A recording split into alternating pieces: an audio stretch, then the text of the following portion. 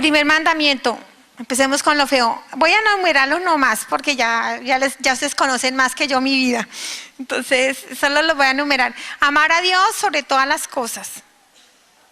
¿Saben cuál fue el error de mi vida? Cuando dejé de amar a Dios y empecé a ver a Dios como el que me daba las cosas. Un rosario, baje la plata. Necesitaba un favorcito, corra una novena. Pero dejé de buscar una relación de amor con Dios. Yo dejé de buscar esa interioridad. Yo alcancé a tener un don que Dios me había dado de interioridad, de amar a Dios por ser quien es. Yo amaba mucho a Dios sin pedirle nada. Yo lo amaba. Y después fue solo a pedir. Y cuando no me daba, es que no me escucha, es que está sordo, es que yo le pido y no me oye. ¿Saben qué vergüenza me dio, hermanos? Peor que los diablos, más orgullosa que un demonio, yo. Porque cuando el Señor habló la primera vez, todos esos demonios se postraron con la sola voz, se postraron y temblaron. Cuando un sacerdote eleva a nuestro Señor, es un momento muy grande para pedir conversión, porque en ese instante toda rodilla está doblada alabando al Señor y dándole la gloria a Dios Padre en Jesús. Toda rodilla se dobla. Los demonios están doblados a la rodilla ya, en ese instante cuando hay la elevación. Y yo renegándole que si era que no me escuchaba, que si era que estaba sordo, peor que un demonio. En una Eucaristía los demonios doblan rodilla cuando elevan al Señor y yo mascando chicle y mirando que a qué horas acaba esa misa tan cansona. Peor que un diablo. El pecado del orgullo, de la soberbia. Los voy a enumerar nada más. Pecado de brujería, hechicería, santería, todo esto los cometí contra el primer mandamiento. Pero ¿saben cuál? Que ocasionó tanto dolor al Señor. El que come el cuerpo del Señor y bebe su sangre. Y yo lo comí y lo bebí, hasta ahí íbamos bien. Pero lo comí y lo bebí en pecado mortal. Comí y bebí mi condenación. A los 13 años yo ya no me confesaba y me comulgaba, recibía a nuestro Señor y lo recibía así, ¿sabe para qué? Para que mi mamá no me regañara. Mi mamá me decía, usted está cambiando, mi hija. ¿Pero cuál cambiando si yo me voy a comulgar todos los domingos? Pero mi hija, usted no se confiesa. Pero si no tengo pecados, entonces tengo que cometerlos para que mi mamá esté tranquila. ¿Cómo? Perdón. ¿Cómo habla de bien ese diablo, no? ¿Cómo lo convence a uno a hacer tantas cosas? Pues yo me comulgaba sin recibir a nuestro Señor. Pecado de idolatría. ¿Cuál idolatría? No las imágenes. Si eso fuera idolatría, pues saquémosla y nos vamos para el cielo. Idolatría es cuando Dios poco a poco o rápidamente empieza a hacer segunda, tercera o cuarta parte de nuestra vida, o la quinta o nada. Cuando ya uno deja de amar a Dios por ser quien es. Cuando uno deja de ser agradecido. Yo empecé a dejar de ser agradecida. Fue solo a reclamarle y a exigirle cosas. Empecé a compararme con los demás. ¿Qué idolatrías tuve? Dios pasó a segundo lugar cuando el dinero en mi vida pasó a primer lugar. Y pensaba que la felicidad no la daba Dios, sino el dinero. Y cómo empecé a renegarle a Dios y a exigirle. Y cuando no me lo daba, corra donde el brujo o el adivino que me pongan las cartas, el astrólogo me lea las cartas astrales, eche rieguitos para la buena suerte, la penca de sábila, con las cintas y una herradura para la buena suerte. Imaginen la cantidad de barbaridades. Idolatría. ¿Cuál otra? Mi cuerpo. Totalmente esclavizada mi cuerpo. El Señor me decía que yo me dejé esclavizar del enemigo del alma, allá no le llaman bestia, del enemigo del alma, cuando me vendió la idea del enemigo que ser linda era tener medidas perfectas, uniformes y aguante hambre como loca para estar flaca y reniegue de mi cuerpo y maldiga mi cuerpo. Y cómo expuse la vida de mi cuerpo con tantas drogas y cosas que me tomaba para estar delgada. Me muestra el Señor en el primer mandamiento, en el pecado de la idolatría. ¿Saben cuál era el Dios de mi casa? El televisor. Nosotros con mi esposo, en el hogar, el Señor, cuando uno se casa, pone el fuego del Espíritu Santo en la mesa del comedor y en la alcoba sacramental, en la cama sacramental. Cuando nos reuníamos con mi esposo era a insultarnos, a discutir, a pelear. ¿Dónde no peleábamos? Frente al televisor. Frente al televisor ya nadie respiraba, ya nadie peleaba. ¿Saben cuántos espíritus inmundos salen por el televisor? Y entran por los ojos y los oídos de nuestros hijos. ¿Qué le enseña el televisor a nuestros hijos? Que es normal que todo el mundo se acueste con todo el mundo. ¿Qué lleva eso? A que se liberen espíritus de lujuria que entran por nuestros hijos, toman la hipófisis y empiezan a generar cambios hormonales. Un niño, después de que cambia de canal y ve una relación íntima de la pareja a toda plenitud, por la noche ese niño ya tiene sueños eróticos. Esa niña tiene sueños eróticos, tiene imaginaciones.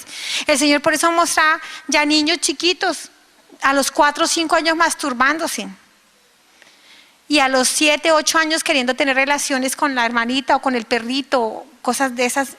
Todo eso va entrando en estos niños. Y si para rematar el papá es infiel o la mamá es infiel, con todos esos demonios de lujuria que ella lleva pegados, esas larvas que entran a la casa y toman a nuestros hijos, en esa promiscuidad se levantan nuestros hijos y los vuelven adictos. El Señor mostraba a mi hijito de 17 años. Yo lo esclavicé a los juegos de video a los 2 años y medio, a los de Nintendo. Y que el televisor. Y él hizo un mundo aparte y se encerró en sí mismo. Se encerró en sí mismo porque él solo necesitaba ese juego y él. ¿Y saben qué me mostró el Señor? ¿Cuántos mensajes subliminales entraron en mi hijo y le programaron su subconsciente? Ahora hay otra cosa. Usted vuelve a un niño adicto a los 2 años y medio. Ahora a los 17 años, quítele el televisor, el computador y los juegos de video. Se vuelven dependientes de eso. Y ahí le toca a usted doble rodilla y ore para que sus hijos tengan la protección del Señor. ¿Y saben qué pasa eso? Yo me sorprendo con mi hijo. Puede ver televisor, hablar con una chica aquí, un MP4 acá y fuera de eso chateando. Totalmente electrónicos, pobrecitos. Porque es que en las casas ya no hay mamás, en las casas ya no hay papás, en la casa ya hay cosas. Y en mi casa todos estábamos sometidos a lo que el televisor enseñara. ¿Saben qué? Hace poquito pasó en mi país una novela de un rating altísimo, simpática, simpatiquísima, porque el diablo siempre pone todo bien vestido, bien arregladito y agradable para engancharnos. Donde salió una persona que era travesti. Dios lo bendiga, yo estoy orando por su conversión, pero el patrón que le está vendiendo a los niños, un niño que está escurriendo la baba y viendo la novela lo buena que es. El papá está escurriendo la baba viendo lo buena que es. La mamá ni se diga. Los 3 viendo la novela y que le están enseñando al niño que es normal que un hombre se enamore de otro hombre y sea feliz. Cuando el niño tenga 15 o 12 o 18, le presente el novio, en lugar de presentarle una novia, a gritar. ¿Pero cuál? Si él cuando era bebecito, eso fue lo que le imprimimos. Y el Señor mostraba cómo en el televisor yo estaba embobada viendo telenovelas, programas de farándula, programas de adivinación. Imagínense cuántas cosas entraron a mi casa. Mi esposo veía esclavizado con el fútbol y con todas estas cosas. Y los niños solos. Si un niño quiere estar con el papá, tiene que ver el programa de televisión que está viendo el papá. Si no, con la mamá, viendo lo que la mamá está viendo. Y el sitio de encuentro, el televisor. Otro pecado en el primer mandamiento, el pecado de la apostasía. Y le voy a hablar cómo caí en ese pecado de la apostasía. y lo terrible que es ese pecado de la apostasía. Es un pecado gravísimo. Otro pecado en el primer mandamiento, hablar mal de los sacerdotes de la iglesia, renegar y maldecir de ellos o criticarlos en lugar de orar y ayunar por ellos. Es un pecado que trae maldición en la vida de uno. Otro pecado que trae maldición en la vida de uno muy grande es la brujería. Pero voy a hablar de la apostasía. Cuando nosotros teníamos mucho dinero en Colombia, en una época, y después mi esposo era hombre de fincas, de vacas, de café y todo eso, y la guerrilla y toda esa cantidad de problemas sacaron corriendo a mi esposo y lo iban a matar. Ya le tocó dejar botada su finquita, le tocó venirse a Bogotá y él no sabía sino de vacas y de fincas. Y en Bogotá pues empezó a hacer muchos negocios y cuando vino la quiebra de mi país, el primero que se quebró fue mi esposo. En ese proceso de quiebra donde empezamos a quedarnos sin dinero, yo andaba como loca. Yo iba y cogía al niño Jesús y le rascaba la mano y decía, suelte la plata, hermano, suéltela. Y tenía los santos como agüero. La Santa Eucaristía la vivía como si fuera un agüero también. Yo iba a la misa porque qué tal me fuera mal, pero no por alabar a Dios. Y cuando empezó la quiebra, entonces una paciente me dice, ¿usted sabe por qué le está yendo mal, doctora? ¿Sabe por qué? Porque usted está yendo a una iglesia maldita. Yo, ¿cómo así? Me dijo, sí, no hay que allá, y me habló de la idolatría y toda esa cantidad de cosas, las mismas cositas que le dicen a uno. Dice, yo también era católica y a mí me estaba yendo horriblemente mal, pero yo me fui y caí gracias a Jesús. El Señor me sacó de esa iglesia maldita y me llevó donde un pastor. Él oró por mí, reprendió los espíritus inmundos de ruina y ahora soy muy, pero muy próspera. Y yo, como era tan buena católica, dije, déme la dirección del pastor. Y allá fui a parar. Imagínense renegando de mi fe. Renegando de mi fe. ¿Y saben qué fue un pecado como trae otro? Cuando yo estaba yendo allá, entonces pues emocionadísima.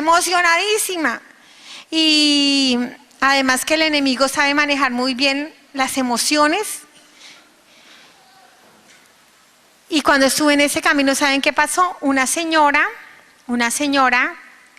al frente de mi casa, era una abuelita, y yo le daba a ella mercaditos. Y cuando ella estaba muy mal, yo le dije, y el sacerdote iba y le ponía los santos óleos y todas esas cosas. Y yo le dije a ella, eso es idolatría, usted se va a condenar, y toda esa carreta de siempre, las mismas palabras. ¿Saben qué? Para resumir, ¿qué pasó con esa abuelita? La convencí que no dejara que un sacerdote le fuera a poner los santos óleos ni recibiera ninguno. La abuelita murió sin la asistencia a la iglesia, confundida. Le confundí la fe, le confundí la gracia de ser católica al final de sus años. Lo terrible del pecado es no solo el pecado en sí, el pecado es pavoroso, sino la consecuencia del pecado. Nuestro Señor le muestra, cuando yo peco, a cuántos daño, a cuántos confundo. Cuando yo me burlo de alguien, el Señor muestra qué sintió esa persona, con qué derecho usted se fue a burlar. Usted le botó la autoestima al piso, y esta persona acomplejada, a cuánta gente dañó, cómo sintió su vida de mal. Así muestra el Señor la consecuencia de nuestros pecados. Y esta abuelita sufrió la consecuencia del pecado de la apostasía. Cuando yo iba, y sin embargo yo seguía yendo a la iglesia católica, y yo iba donde el pastor, y después me iba a misa y después me iba al pastor. ¿Saben cuántos espíritus de apostasía entré a la iglesia? ¿Y cuántos católicos descuidados resultaron por fuera? Y ¿saben qué? Dentro de todo, la idolatría al dinero me libró de seguir en apostasía. ¿Saben por qué? Porque el pastor me pidió el 10% de las cosas que yo tenía.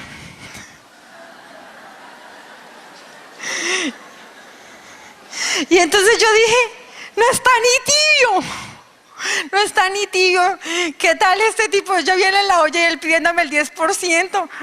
Bueno, segundo mandamiento, no jurar su santo nombre en vano. Yo desde muy pequeña, para evitar los castigos de mi mamá, le decía, mamá, por Cristo lindo, le juro que yo no fui.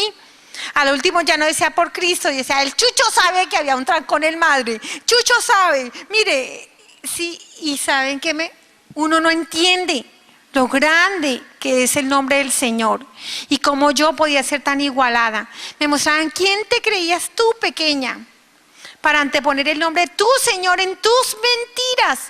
Es que tú no tenías palabra, te dabas credibilidad anteponiendo a tu Señor.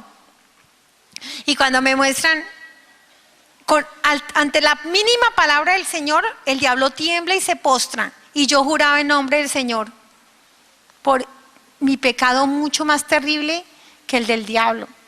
En esa soberbia, le juro por Cristo lindo. ¿Ustedes creen que el diablo es capaz de jurar en el nombre del Señor? Él tiembla con la sola voz del Señor. Y me muestran en el primer mandamiento, en el segundo mandamiento, no solo las veces que juré en el santo nombre del Señor, me muestran cada palabra que yo dije y la consecuencia de la palabra.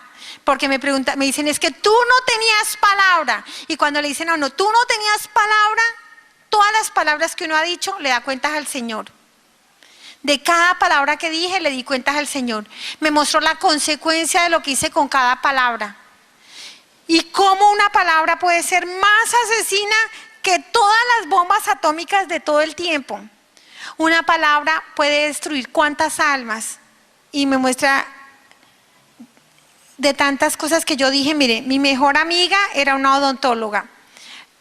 Su esposo le fue infiel, le aconsejé que abandonara a su esposo, que se consiguiera otro y se casó. Ella siguió mis consejos. ¿Saben qué hice? La maté.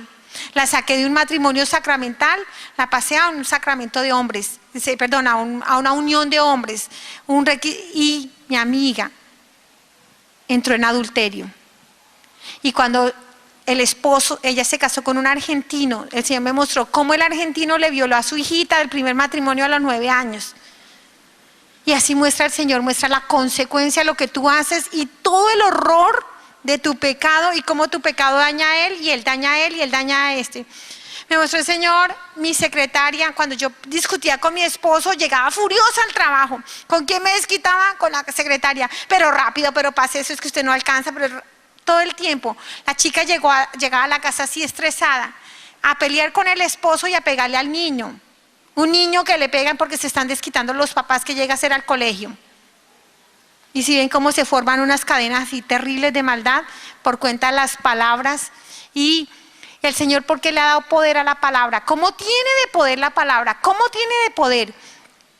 Una niña mía de mi colegio, yo nunca me acordé de ella, nunca. ¿Sabe a quién no se le olvida? Al Señor. Me mostró esa niña. ¿Qué pasó con esa niña? La niña era muy gordita y como en esa época yo era más delgada y uno no piensa que hoy está para aquí, mañana está para acá. Y yo decía, pero mire, usted parece un marrano, cuídese, mire, parece bueno, todas esas cosas. Y no hacíamos sino molestarla con mis amigas. ¿Saben qué pasó con esa niña? Se llenó de un complejo horrible. Su autoestima se vino al piso y aguantaba hambre por adelgazar y nada, ella se engordaba y se engordaba. Llegó al punto del desespero que se tomó un frasco con yodo, por eso no volvió a estudiar. Yo nunca me enteré, además no me importó, porque esa niña no volvió, a Dios sí. Todos somos importantes y Él no permite ni siquiera que miremos mal a nadie, ni siquiera que miremos mal a nadie. Esta niña se tomó un frasco de yodo y perdió agudeza visual. Y cuando perdió agudeza visual empezó a odiar tanto, pero tanto a Dios, que quería y se odiaba a ella, odiaba a su mamá, porque es que el odio es una enfermedad progresiva, es un cáncer que come y come y come, pobrecita. Y ella deseaba suicidarse muchas veces. ¿Y saben qué me mostró el Señor? ¿Cómo paga el diablo a quien bien le sirve? Yo después tuve que ver sufrir a alguien muy cercano a mí con las palabras, mi sobrina, la mayor. Yo decía, esta niña va a ser una reina, qué cuerpo tan bello, qué niña tan linda. Y yo adoraba a mi sobrina, no la quería, la adoraba. Y mi sobrina tuvo un accidente y se le prendió una sudadera de licra y se le quemó todo su cuerpo, todo. Se le cayeron los cenitos, se le abrieron huecos, mis dos sobrinas, pero sobre todo ella. ¿Y saben qué? A mí me dio tanto dolor esta niña y yo quise que ella hiciera una vida normal.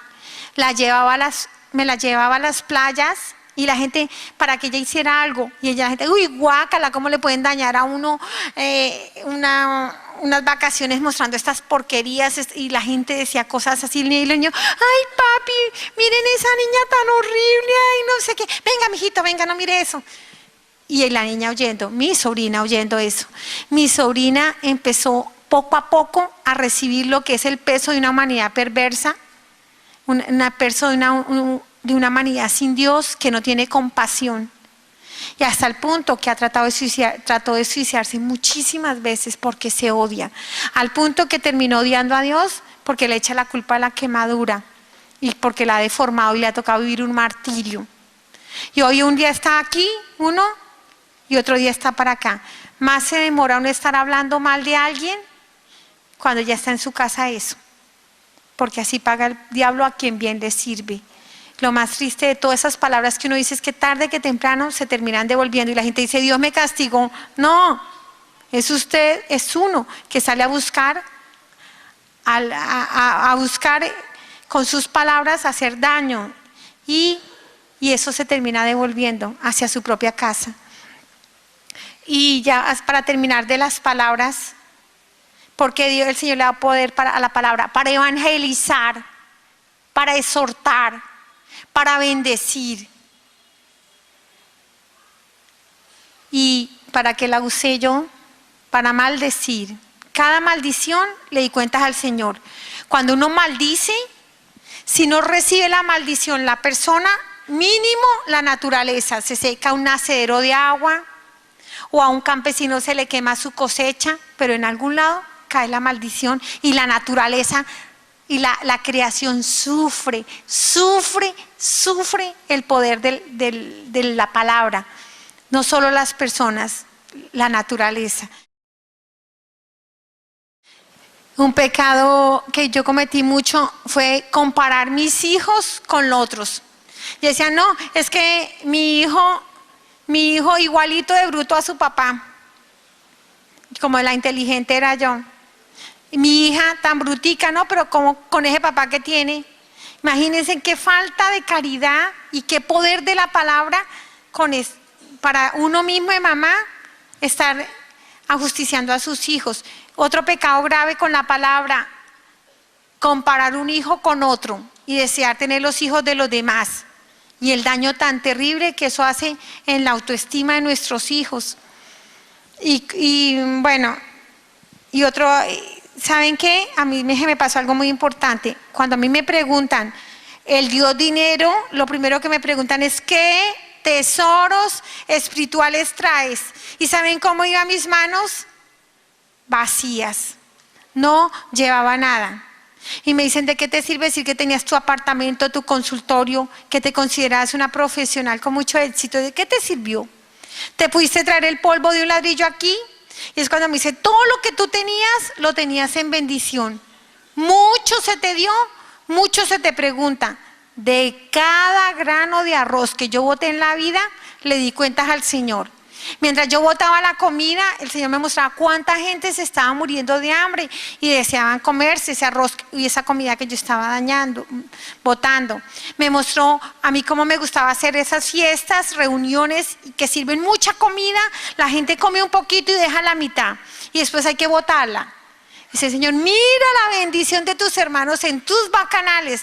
Me empezó a mostrar cuánta ropa tenía colgada en mi closet, cuánto dinero gasté en joyas, cuánto dinero gasté en restaurantes costosos, cuánto dinero desperdicié en banalidades y cuánta gente estaba necesitada. Y cuando me estaba mostrando eso, me preguntó por la injusticia social de mi país y me mostró que la injusticia social de mi país era mi pecado.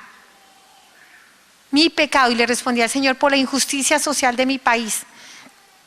Y me preguntó por cada guerrillero en mi país, me preguntó por cada soldadito sin piernas, me preguntó por cada campesino militando en la guerrilla o en el paramilitarismo.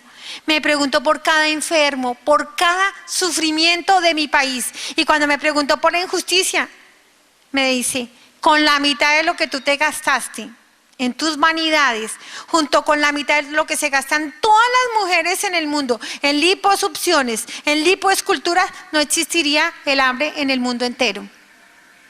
El hambre física. Y me preguntó, ¿por quién voté? ¿Y saben qué? Yo voté una vez en mi vida, hice propaganda política. No alcancé a votar porque no tenía la edad, pero hice una propaganda bárbara por un presidente que traía el divorcio. Vieran cómo me fue de mal. Le respondí al Señor por todos los hogares destrozados de mi país. De todos y cada uno de los... Si ustedes votan por un presidente que ataca a la iglesia, están atacando a su madre. Porque uno tiene que aprender que la iglesia es la madre de uno y cómo responde uno a Dios al amor de la madre. Y si yo voto por alguien un presidente que trae el aborto, me condeno con ese, porque es el peor de todos los pecados. Y uno vota por pasiones políticas o vota uno porque le cae bien o esto, sin ver qué es lo que trae, si trae una bendición para un país o trae una maldición. Y en el segundo mandamiento, el Señor, volviendo al segundo mandamiento, me preguntó, el testimonio que da un católico al mundo. ¿Y saben qué le digo, hermanos? Los católicos estamos metidos en un problema. Porque a los que más les da, más le pide. Nosotros tenemos la plena revelación.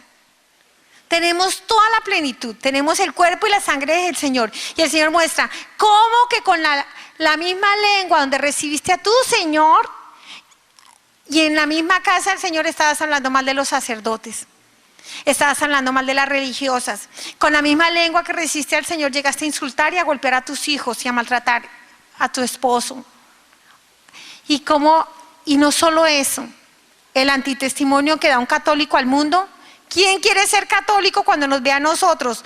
Mentirosos, ladrones, en adulterio, abortando, robando, calumniando. ¿Acaso alguien nos cree que hemos recibido el cuerpo y la sangre del Señor aquí? El tercer mandamiento santifica las fiestas. ¿Quién podrá hablar de una Eucaristía? Nadie. Ni todos los cerebros juntos pueden hablar de una Eucaristía.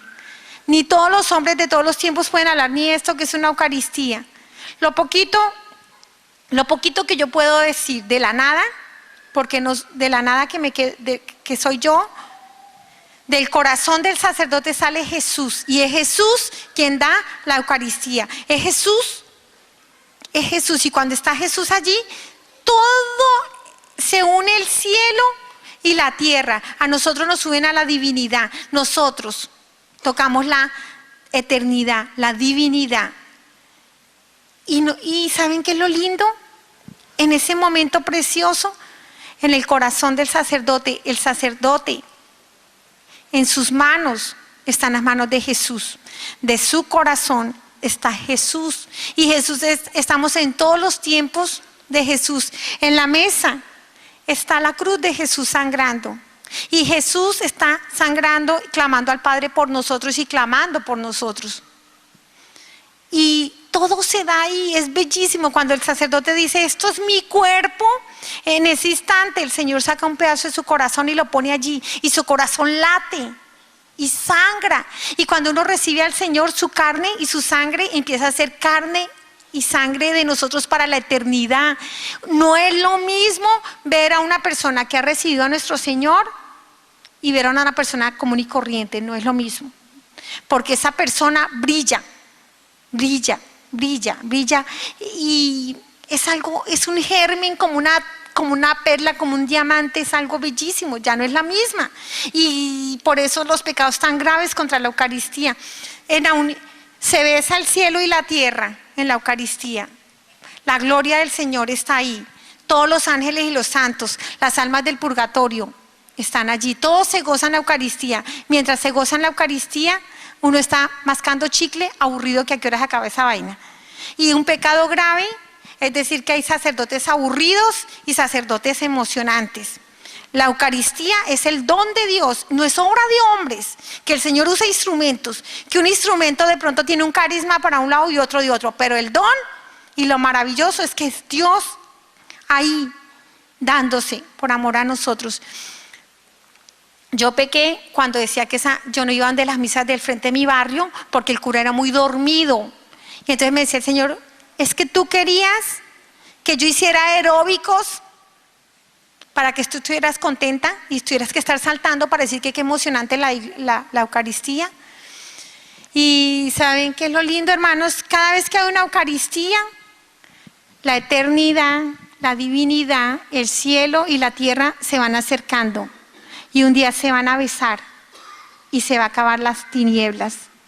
Pero mientras sucede eso, las tinieblas van quedando en la mitad y cada vez van siendo más comprimidas contra la tierra.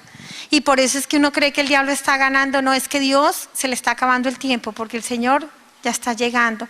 Cuando hay una Eucaristía, todo se renueva en el universo entero, y del corazón del Señor se derrama el fuego del Espíritu para todas partes. ¿Saben que hay en cada sagrario, hermanos? Las puertas del cielo abiertas. Y a través de ese mérito de la iglesia, si se dan cuenta que cuando están ahí dicen por los pecados del mundo entero, no están diciendo por los católicos. Ahora cuando hacen la oración por los difuntos no dicen por las almas del purgatorio de los católicos. ¿Saben que del don de la iglesia se derrama un don universal? Y si alguien puede entrar al cielo es a través del don de la iglesia, del corazón de Cristo. No hay otra manera, no hay otra manera de entrar allí. Y por eso santificar las fiestas. Yo jamás entré a una iglesia a darle gracias a Dios. Jamás le dije al Señor gracias. Yo allá entraba con una lista de exigencias, escogiendo qué sacerdote era bueno y cuál no, y analizando cuál era emocionante y cuál no, y diciendo cuál misa era sanación y cuál no. Si todas las Eucaristías tienen el don de sanación, liberación, cristificación, santificación para toda la humanidad. Y me muestra el Señor en santificar las fiestas. Lo grandes que son las fiestas del Corpus Christi. Bueno, y como yo solo iba los domingos a misa. Solo iba los domingos a misa y como por cumplir un requisito. Porque tocó, porque es pecado, pero no por la grandeza de entrar en comunión con Dios y de enamorarme de Dios. Y me dicen, alma que no se alimenta, alma que perece. Oración a la carrera y así, me hacía un rosario en menos de 10 minutos y a la velocidad. No tenía una vida sacramental, no me confesaba y comulgaba en pecado mortal. Y palabra de Dios, nada. Bueno, cuarto mandamiento, honrar a padre y madre. Ya les he mostrado la clase de hija que fui. Con mi mamá fui muy grosera. ¿Y por qué? Porque mi mamá era una mujer llena de Dios. Me parecía ridícula y boba. Y me decía el Señor, nadie te amó, ni te amará jamás como te amó tu mamá. Me mostró cuántas trasnochas de mi mamá, cuántas oraciones, cuántos desvelos, cuántas vigilias hizo ella por mí. Y cuántas veces ella renunció a sí misma por amor a mí. Cuando yo estaba una vez grave, mi mamá ofreció la vida por mí. Le decía, Señor, llévame a mí, pero salva a mi hija. Eso solo lo hacía una mamá. Y me mostró el Señor que gracias a la oración de mi mamá, siendo una mujer que defendía la promiscuidad, siendo una mujer que defendía que todo el mundo se acostara con todo el mundo y que gozara la vida, nunca lo hice. ¿Y por qué? Porque fui una mujer de un solo hombre, mi único novio que era mi esposo. ¿Por qué? Por mi mamá, por sus oraciones.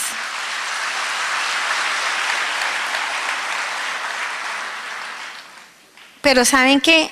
Ustedes no se imaginan lo que es una mamá llena de Dios, porque uno le exige a Dios hijos sanos. Uno le exige a Dios hijos que no les pase nada. Uno le reniega al Señor y uno viviendo con el amante al lado. Con el esposo y el amante al lado y que le vaya divinamente y que no le pase nada. ¿Cómo va a llegar la bendición si uno está viendo en la maldición, está viendo en el pecado? Y gracias a la oración de mi mamá, cuando mis amigas se volvieron marihuaneras, empezaron a consumir el LSD en el colegio. ¿Y saben por qué empezaron a consumir LSD y marihuana?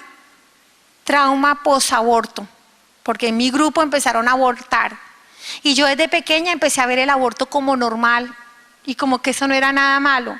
Ellas me vendieron esa idea.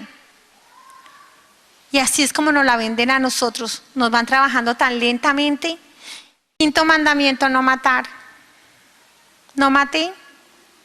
Y con las palabras, no maté. Y el aborto. El peor de todos los pecados, hermanos. Yo hice llorar a Dios. Yo hice llorar a Dios. ¿Cómo? Aborto.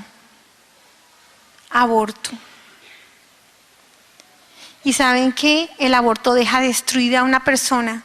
Y qué dolor yo defendiendo el aborto cuando tuve una mamá que con la última hija, que mi hermana es médico, le dijeron, mire señora, usted no puede continuar con ese embarazo porque tiene no sé cuántas hernias y si la niña crece se va a estrangular alguna de las hernias. Usted es mejor que salga ese bebé. Y le dice mi mamá, qué pena doctor, pero usted no es Dios. Y si yo tengo que dejar la vida por mi hija, Señor, es la voluntad de Dios, no es la voluntad suya. Entonces, nada, ¿y saben qué hizo el Señor? Mi hermana, la que es médico, nació de este tamaño, de una mano. Todo el mundo era aterrada. Mi hermana, la menor, caía en la mano de acá. El tamaño suficiente y llegó a término de su embarazo para nacer sin que se le estrangulara una de las hernias. A los 15 días mi hermana tenía el tamaño normal. Tuve una pariente, es que lo triste es esto.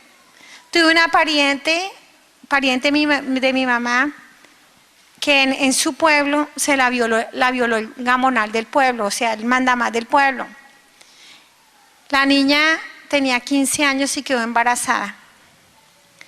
Y ella, contra el repudio de todo el pueblo, porque qué fácil para un pueblo llegar a señalar y a maltratar a alguien. Y ella tuvo su hijita.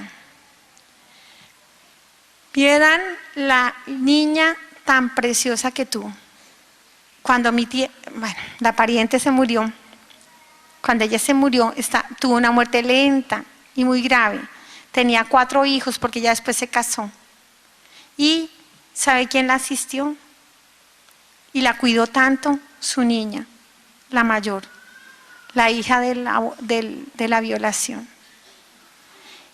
Y esa niña, ¿cómo lloró a su mamá cuando se murió? ¿Cómo la lloró? ¿Saben por qué? Porque antes la gente le creía más a Dios. Y en cambio yo defendía el aborto. Eso fue lo triste. Y no solo practiqué el aborto, defendí el aborto. Maté tantos niños, pero tantos niños. Mi alma estaba putrefacta de sangre. Imagínense usando un dispositivo intrauterino, la T de cobre. Las mujeres que han tenido dispositivo intrauterino, T de cobre, yo no sé las otras, pero yo hablo de mi experiencia personal. De vez en cuando eran unas hemorragias espontáneas. Uno conoce su periodo, pero eran unas hemorragias así fulminantes, con unos coágulos grandísimos y no paraba esa hemorragia y eran abundantes. Yo iba al ginecólogo y el ginecólogo me decía, no, mira, eso es el cuerpo extraño, eso no es nada. No es nada. Microabortos. Allá vi cómo este vientre se volvió un cementerio. ¿Y cómo podía yo pasar a comulgar en pecado mortal, sin confesión y con dispositivo intrauterino en mis entrañas? Y el Señor me mostraba qué perversos pudimos ser con mi esposo, escogiendo quién tiene derecho a vivir y quién no, cuántos hijos nacen y cuántos hijos mato, a cuánto les doy derecho a vivir ¿Y a cuántos tengo y cuántos mato? Y nosotros lamentablemente toda la vida planificamos con el dispositivo intrauterino y matamos varias criaturas. Pero no solo eso, aconsejé muchos abortos. Una niña de 14 años, yo les decía a los jóvenes, disfruten la vida, no sean bobos, gócenla, no vayan a pasar como a mí, que yo me casé con el único menso que conocí, perdóneme Señor, perdóname Señor. Y cómo he sufrido de horrible, ustedes gocen la vida. Yo defendía muchísimo que los jóvenes disfrutaran la sexualidad. Y para mí disfrutar eso era revolcarse. Y una vez una niña de 14 años llegó llorando a mi consultorio y me dijo, Gloria, soy un bebé. Ya no era la niña rebelde que le exigía a la mamá que la dejara disfrutar de su vida. Y cuando yo la entré adentro de mi consultorio, me contó, estaba embarazada. Yo, bruta, no le dije que usara el condón. Y entonces me dijo, sí, pero no funcionó. Y yo, como era tan buena, entre comillas, buena, le pagué allá el aborto, donde un ginecólogo que yo decía, buenísimo, lo recomendé tantas veces, mató tantos hijitos, él andaba en sus camionetas último modelo, y yo todos se los referenciaba a él. Y esa niña mató su bebé. Maté muchos bebés, ustedes no se imaginan el dolor para el Señor. Yo ya les he hablado del aborto y el efecto tan funesto que tiene en toda la creación, en toda la humanidad. Matar uno su propio bebé, matar su propio hijito. Y ¿saben qué es lo triste? Que una mujer, después que mata a su bebé, no puede volver a dormir tranquila, porque se despierta gritando ella en pesadillas, oyendo el grito de un bebé. ¿Y saben qué es ese grito? Que Dios le da a la mujer un don muy especial, a la madre, de sentir y presentir a su hijo. Y la mamá, ¿no les ha pasado a veces que dicen, algo le va a pasar a mi hijo, y se le pone el corazón aquí y se pone a orar esa mamá? Es un don que Dios le da. Ese don hace que la mamá escuche cuando al bebé lo matan. Que escuche el grito del bebé, así el bebé tenga 15, 5, 1 o medio segundo de fecundado. Porque ya la mamá tiene ese don de sentir al bebé y de presentirlo. Por eso es tan difícil sanar un aborto, tan difícil. Gracias a Dios, Dios nos perdona cuando hay esa enmienda y ese propósito y va uno a la confesión. Pero la herida que queda por dentro es bien dura. Ahora, ¿qué le dice uno al diablo? Que hay que gozar, porque él necesita sacrificio humano, para volver a la humanidad aberrada como nos están volviendo, aberrados. Un pecado gravísimo, meterse contra una familia, contra un hogar, y como uno de casado, no solo las jóvenes, sino uno ya casado, matando a sus hijos con el dispositivo intrauterino. Sexto, no fornicar. Las relaciones sexuales por fuera del sacramento del matrimonio. Yo ya se les hablé que es hacer el amor. Para Dios hacer el amor es la pareja y Él en el sacramento. ¿Cómo será de lindo para el Señor hacer el amor? Que Él mismo prende el fuego del Espíritu Santo en la cama sacramental. No, es precioso ese don de Dios cuando hay fecundación. Cuando nace un bebé, es una alegría muy grande en el cielo. Miren, es tan grande el sacramento del matrimonio que es la estabilidad de una generación, de una humanidad. La generación más perversa de todos los tiempos es esta. Es una generación perversa que mata a sus propios hijos. Ya después de eso, ¿qué más sigue? ¿Qué esperanza tiene el mundo si uno es capaz de matar a sus propios hijos? Nos están llevando a la muerte. Somos un montón de cadáveres esclavizados a las pasiones. Y hablando de esto, el Señor me mostraba la seguridad que yo le vendía a la gente del condón. Ni que tuviera una fábrica de condones, ni que me estuvieran pagando las grandes empresas productoras de preservativos. Y me mostró de todos los casos que yo aconsejé del condón, porque yo a todo el mundo le aconsejaba 2 casos, la niña de los 14 años y un jovencito, paciente mío, se llamaba Yair. Y yo a Yair le decía, mira Yair, disfruta, pero eso sí usa condón, cuidadito. ¿Y saben qué me mostró el Señor con condón y todo? Yair a los 15 años le prendieron SIDA, con todo y condón. ¿Y saben qué?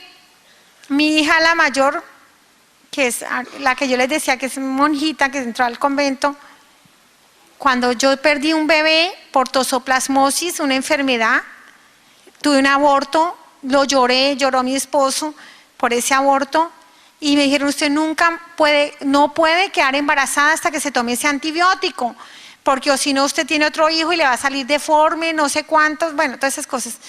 Usted tiene que planificar y el médico nos mandó que descansáramos de la T de cobre, pero que usara 2 preservativos. Con 2 preservativos y nació mi hija y sana. Entonces fíjense en esas seguridades que nos vende el diablo, de que el preservativo te hace invencible. Y otra cosa, ¿saben qué me mostró nuestro Señor?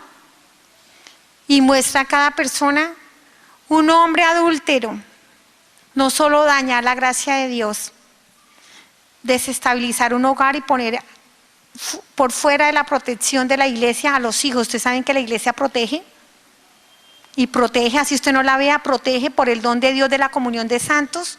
Y nuestros hijos, cuando uno es hijo de la iglesia, son protegidos por la iglesia, por el don de la iglesia, por el don de ser madre y por el don del corazón de Cristo. Es algo muy grande, muy difícil de explicar. Pero desafortunadamente, si usted es adúltero, usted está sacando a Dios de su casa. Entonces nuestros hijos quedan muy desprotegidos. Lamentablemente, en el adulterio el Señor muestra no solo esos daños espirituales y el poder que se le da a las tinieblas para arrasar, sino le muestra a uno los daños físicos que recibe una persona por cuenta del adulterio. Nuestro Señor le mostró a mi mamá cómo le sacaron un tumor muy grande de sus entrañas, casito se muere mi mamá, estuvo muy grave. Y el Señor le mostró a mi mamá, a mi papá. Cuando se acostó con una mujer le prendieron un virus a mi papá nunca le dio manifestación, pero cuando se acostó con mi mamá, a mi mamá le dio un papiloma y casito se muere. Y eso es lo que muestra el Señor. Si usted está llorando de su esposa que la enterró, mire, cuando usted se acostó con esta mujer, usted le prendió esto. O usted la destruyó esto, o el SIDA. Y cómo simplemente nosotros nos dejamos arrastrar. No robar. Yo que no robé, robé a la iglesia, robé a Dios. ¿Qué hice con los talentos que Dios me dio? Los puse al servicio del mal. Convencí a mucha gente que saliera de las manos de Dios. No robar, robé a la iglesia, nunca diezmé. ¿Y saben qué me mostraba el Señor? Nunca diezmé. Si yo hubiera diezmado, el reino se hubiera extendido. Me mostró cuántos sacerdotes y religiosas y gente de oración, laicos, habían perdido la vida por extender el reino de los cielos en las misiones. Cuánta gente sufría y querían dar su vida por el reino. Y yo, ya que no quise dar la vida por el reino, tenía algo que podía haber dado: la oración para que se extendiera el reino y lo que Dios me había dado en administración, dinero. Pero a mí, que nadie se metiera con mi bolsillo. Yo nunca diezmé. Y también me mostraba el Señor en las ofrendas. Yo daba, era los billetes falsos y las monedas más chiquitas. ¿Cuáles billetes falsos? Los que me metían en mi consultorio, allá iban a dar, cuando el sacerdote, cuando pasaban recogiendo las ofrendas. Y el Señor me mostraba cuánto dinero me gastaba en un restaurante costoso, cuánto le daba de propina en esa época al mesero que me pasaba en el restaurante, le daba 10,000 pesos en esa época. Estoy hablando de 12 años. Y a la iglesia, monedas. Robé a mi esposo el derecho de tener una esposa que lo amara. El Señor me mostraba cuando era soltera, era mi amorcito lindo, mi vida y mi corazón, y era atenta, lo consentía, me arreglaba. Y tan pronto me casé, el asqueroso, desgraciado, degenerado que no sirve para nada. Y me mostraba el Señor, robé a mis hijos el derecho de tener una madre. Robé, claro que robé. Una vez me quedé con un cambio de 4.500 pesos de una cajera en un almacén, y a la cajera le descontaron el dinero, y ella con 1.500 pesos comía al día porque era muy pobre, con sus 2 hijos. Puse a aguantar a sus 2 hijos y a ella hambre 3 días. Así muestra el Señor la consecuencia de no robar. Robé el buen nombre de las personas. Dígame si no es rico hablar de los demás. Es una delicia, pero es algo que no se puede reparar. Después de que usted habla de alguien, ya no puede devolver el mal. Eso no lo para nadie. Por eso, acuerda que les conté, las personas que más sufren son las que más han hablado. No mentir. La mentira es la mentira, Satanás es el papá. No hay mentira ni rosada, ni verde, ni azul. Yo le decía a mamá, mamá, me voy a estudiar. ¿Y para dónde me iba? A ver películas de cine rojo. Mi mamá vio toda mi vida. Cuando ustedes estén allá, se van a acordar de mí. Vamos a ver toda nuestra vida. Ustedes van a ver mi vida, yo voy a ver la vida de ustedes. Y vamos a vernos sin mentiras, sin engaños. Todo queda a la luz. Nuestros pensamientos hablan. Yo le decía a mis amigas, yo era muy hipócrita. Le decía, ay, qué linda estás, cómo estás de delgada. Y por dentro decía, uy, cómo está de asquerosa esta vieja. Allá hablan los pensamientos y los sentimientos. Los pensamientos impuros solo habla de una cosa de impureza, de pecado de impureza como pareja. Nosotros como casados pensábamos que todo nos estaba permitido y pecamos gravemente contra la castidad y pureza de nuestro matrimonio poniendo películas de cine rojo en nuestra cama sacramental. ¿Cuántas larvas y cuántos demonios entraron a ensuciar esa cama sacramental? Y un pecado gravísimo. Cuando estábamos en el colegio nos enamoramos de un sacerdote que era chusquísimo. Nadie quería ir a misa cuando el cura era viejito, pero cuando llegó un jovencito, todas queríamos estar en misa y todas detrás del sacerdote. Ese sí que es un pecado grave. Si es más, ¿saben quién es bien celoso? Dios. Si usted mira a un hombre casado o a una mujer casada, está pecando gravemente, pero si mira a un sacerdote, está metida en un lío. Y no codiciar los bienes del prójimo. 10, la ambición al dinero, al poder, y creer que la inteligencia lo era todo. Creía que yo era de las castas, de las poderosas y de las inteligentes, y que allá estaban los que no valían nada. Creerme mejor que los demás y creer que con el dinero podía comprar a los que no servían para nada. Fue un pecado tan pavoroso. ¿Ustedes se imaginan cuando se cerró el libro de mi vida? Cuando se cerró el libro de mi vida, le empecé a pedir a todos los santos que me salvaran. Tan santa que me creía que Dios estaba en deuda conmigo. Y cuando empecé a pedirle a todos los santos, cuando se acaban los santos, me encontré con los ojos de mi mamá y le dije, mami, qué vergüenza, me condené. Donde yo voy, madre, no te voy a volver a ver jamás. A mi mamá le conceden una gracia. Levanta sus 2 dedos arriba y me señala. Yo no sé qué vi, pero saltaron las costras de mis ojos, mi ceguera espiritual. Y vi un momento hermoso en mi vida, cuando una paciente me dice, mire doctora, usted es una mujer muy materialista, pero un día lo va a necesitar. Cuando usted esté en un inminente peligro, cualquiera que él sea, pídale a Jesucristo que la cubra con su sangre, que él nunca la va a abandonar, porque él pagó un precio de sangre por usted. Y yo con ese dolor le clamé a nuestro Señor, Jesucristo, ten compasión de mí, Señor, perdóname, dame una segunda oportunidad. Y ese fue el momento más hermoso, porque él bajó, me sacó con esa luz y me puso en una parte planita y me dice, vas a volver, vas a tener tu segunda oportunidad, pero no por la oración de tu familia, sino por la oración de todos los que han orado por ti que no son de tu familia. El gran poder de la oración de intercesión. En mi país mucha gente oró por mí y gracias a esa oración el Señor me devolvió. ¿Cómo le agrada a Dios la gente que deja de orar por sí mismo o por su familia y es capaz de compadecerse por el dolor de los demás? Pero ¿saben por quién estoy yo aquí? Por el más pobre de todos en mi país. El Señor me lo mostró, un campesino en la Sierra Nevada de Santa Marta, al norte de mi país. La guerrilla lo estaba maltratando horriblemente, estaba muy pobre, la cosecha quemada. El domingo bajó a un caserío a misa con sus 2 hijos y su señora. Cuando él entra a la iglesia donde se celebraba la misa, él se postra y dice, Señor, yo te amo. Y empecé a decir, Señor, gracias por la vida, gracias por mis hijos. Y cuando empezó a pedir, dijo, Señor, por favor, que Colombia se vuelva buena, que te ame, que vuelva a ti, que el mundo te ame, Señor, que el mundo se convierta. Cuando pasaron recogiendo las ofrendas, el Señor me mostró, el campesino tenía un billete de 10,000 y uno de 5,000. ¿Y saben qué ofrenda dio? El de 10,000. Y cuando el campesino comulga, después de recibir a nuestro Señor, sale, compró panela y sal.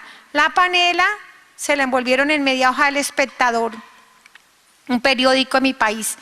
En el centro de la panela estaba mi fotografía quemada. Cuando el campesino ve mi foto, se le escurren las lágrimas y empezó a llorar por mí.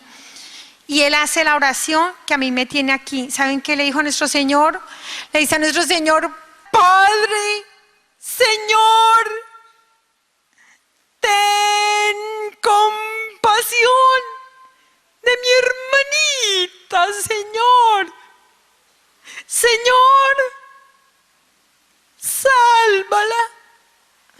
Señor, si tú salvas a mi hermanita, yo te prometo que me voy al santuario de Buga y te cumplo una promesa. Pero salva a mi hermanita, Señor. ¿Se imaginan? No tenía con qué comer y ofreció atravesar un país por mí. Le dijo, adiós, papá. A mí me dijo, hermanita, otro le ha dicho, siquiera le pasa a una vieja de esas, sino a nosotros los pobres. Pero él no, el tío me dice, mi hermanita, pues estremeció este campesino el corazón del Señor. Y el Señor dice, y es que eso es amor al prójimo, ese campesino. Y es cuando a mí me da la misión, porque esta es una misión, hermanos, les digo vergonzosamente. Si el Señor a mí no me hubiera mandado a contar, nadie se había enterado, ni siquiera mi familia. Pero Él me la dio por misión, me dice, esto no lo vas a repetir 1000 veces, sino 1000 veces 1000. Y hay de aquellos que oyéndote no cambiaran, porque van a ser juzgados con más severidad, como lo vas a hacer tú en tu segundo regreso. Mis ungidos o cualquiera de ellos, porque no hay peor sordo que el que no quiere oír, ni peor ciego que el que no quiere ver. Y yo solo le digo esto ya para terminar, hermanos. Esto no es una amenaza. ¿Saben qué es esto? El amor de Dios. ¿Cómo nos ama? ¿Cómo nos ruega, hermanos? Eso es lo que más vergüenza nos va a dar allá. Un Dios suplicante, un Dios que nos busca, un Dios que nos ruega, un Dios que está presente todo el tiempo detrás de nosotros, cuidándonos, protegiéndonos, dándonos tantas bendiciones diarias. ¿Por qué? Porque nos quiere en el cielo, hermanos. Nos quiere en el cielo. Esta es una invitación a la conversión muy grande que está haciendo el Señor. Mi segunda oportunidad es la segunda oportunidad. Uno quiere ir al cielo con el esposo aquí, el amante aquí, destruyendo, arrasando y dañando. Y el Señor nos quiere en el cielo, pero nos quiere santos. Dios los bendiga.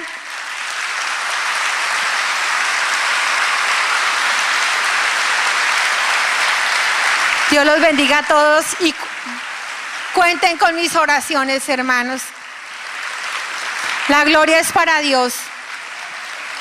La gloria es para Dios. La gloria es para Dios, hermanos. Gloria a Dios.